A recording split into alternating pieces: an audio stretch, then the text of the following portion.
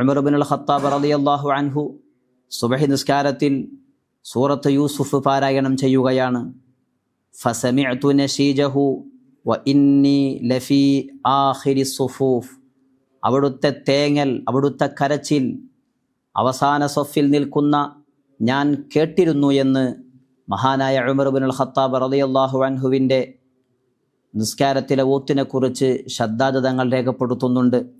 അവിടുന്ന് ഓതിയിരുന്ന ആയത്ത് സൂറത്ത് യൂസുഫിലെ ഇന്നമാ അഷ്കു ബസ്സി വഹുസ്നി ഇലല്ലാഹ്, എൻ്റെ ദുഃഖവും എൻ്റെ സങ്കടവും എല്ലാം അള്ളാഹുവിനല്ലേ എന്ന് പറയുന്ന വലിയ ആശയം വരുന്ന ആയത്ത് ഓതിക്കൊണ്ടായിരുന്നു ഉമർ ഇബ്നുൽ ഖത്താബ് റളിയല്ലാഹു അൻഹു കരഞ്ഞിരുന്നത്.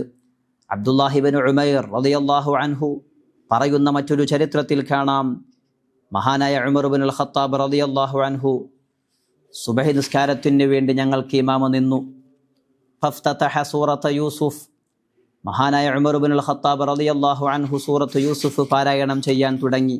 അങ്ങനെ ഹത്താ ഇദാ ബലഗ വബയല്ലത് ഐനാഹു മിനൽ ഹുസ്നി ഫഹുവ കദീം, മഹാനായ യാഖൂബ് നബി അലൈഹി സ്വലാത്തു വസ്സലാം യൂസുഫ് നബി അലൈഹി സ്വലാത്തു വസ്സലാമിനെ കാണാത്തതിലുള്ള ദുഃഖത്താൽ അവിടുന്ന് വിഷമിച്ച വിഷയത്തെ പറഞ്ഞുകൊണ്ടുള്ള ആയത്ത് ഇതെത്തിയപ്പോൾ ഉമർ ഇബ്നുൽ ഖത്താബ് റളിയല്ലാഹു അൻഹു കരയാൻ തുടങ്ങിയെന്നും അത് പൂർണ്ണമാക്കാൻ കഴിയാതെ റുകൂഇലേക്ക് പോയി എന്നും മഹാനവർകൾ ഈ വിഷയത്തെക്കുറിച്ച് രേഖപ്പെടുത്തുന്നുണ്ട്.